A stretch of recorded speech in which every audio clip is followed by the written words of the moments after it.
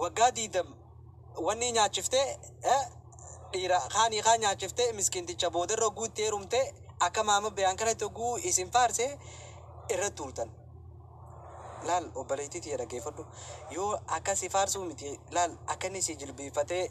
الدنيا رسي مكاكي سيامو يو غويسو بربادة وان دلقة تولي رقا دوتي بيا واغوردون ساني رقا في لال والله سنجا ساني رقا في قبي في نياچا جرات قدير مال نانجيجا كابيني جتر كابيني ما ده برا كيسي جرو مرتي سابر بري كيسي جرو نفايدا كابيني ودرتي الأمالياتي وصو مدي سيدو كبدو خبي يارباتي سو كابيني في متي ما ولي فولسوم مالي فولسومنك الموت يتجالت تسم بيجت كهتة نفتي خبر منا عربا جرتو كابيني مالك جاللا مالكاتي في مي مالي فولسوم كاشي مالي جيرين يا رسولك صلى الله عليه وسلم خديجة كابيني سي راجالته جالاليسي إساتين كابيني إسي تو جنفوده حرام كم كبا نما كابيني سي جالته فودون eenyu jaa qabeenya kee jaalate malee kun hadiisa agirrisaati adeeroo dhageeffadhu obboleetii dhiyeessiif nima kun hadiisa agirrisaati moor ati ni jaalatamta yoo ni fi qabeenya qabaatti rakkoon qabu li'annahu waan bakka biraatiin dhabdu qabeenyaan sii guutamti wallahi waan qabeenyaan dhabdeetu waan bakka biraatti fakkeenya siif fuudhu ilma dhiiraa si dura dubartii arkin durbummaa ta'e bakka bira gattee dhuftee dabalamta maali nama san gammachiifta dhufteeme okay ilma dhiiraa kasi dura humna isaa bakka birattiin baasin ati humnatee biyya araba fixee laal qarshii dhiira biraatiif ergitee naachiftee quubsitee siin gooba baasee siin baajaaj bitatee sigatee ati deebitee booda miskiinticha jireenya gana haree takka juutti gisee heerumtee rahaa isaanitti goote jechuudha. Rakoo inni san siin argisiise isa kana dhufte ittiin laalshuuf kanaafu uraa bakka biraatiin qabdu qabeenyaa yoo qabaatte guutattee isaa wajjin jiraatta wasaasa jireenyi hajaan kanuma malee waan biraata kan jiru siigalee fakkeenya siifaa fuudhu isin shamarran keenya kijibdoota jaarsa bututaa jaarsa meeshaanuun kaane jaarsa meeshaanuun irraan kaane dhaytanii heerumtaniif maaliif laal wanni isin beeku qabde jireenya raanu jiraachisaadha laal jaarsa bututaa isin gammachiisuu dhiisii meeshaan saatuun kaane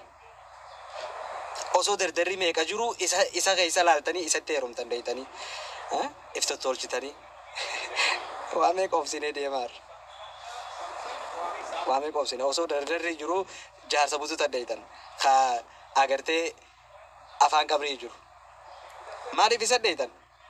jireenya rahaa jira dargaggeessi ol si daddarbaa halkanii sireefaa bula guyyaa deemtee dalagatta kanaa mannaa jettanii jaarsa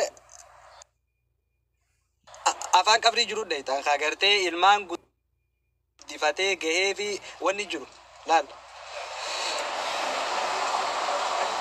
kanaafuu isiniis dhageeffadhaa qarshii keessa walirra kaadhaa qarshii keessa walirra kaayyadhaa ani amma akka mataa kiyyatteen wallahi dubartii waggaa 5 biyya arabaa teesse yoon kijibe malee hin fuudhu yoo isin qarshii takka hin qabaanne hin fuudhu kijiba ammas yoo qarshii qabaatte immoo niin fadha niin jaaladhaa niin fuudha sadaffaas lammaffaas afuraffaas akka kiyyatti beekadhu maaliif jiiqa maaliif hin jarjarin qabeenya sii jaalatte hin jiin qarshii ni dhuma yaa niin beeka akka dhuma maa qarshii nama abbaa irraan dhumne jira qarshii nama dhumne jira dhumuusaa beeneeti ammoo laal wanni ati beekuu qabdu anaaf isiin sanis eegaa an bari isii tana warra irraan fuune bari isii ijoolleedha agartee ifiin jijjiiraa jettee biyyaa baatee mire waan if jijjiirtu sanii wajjin waliif fidannee wal jijjiirra miti eebar akkasii jara keenya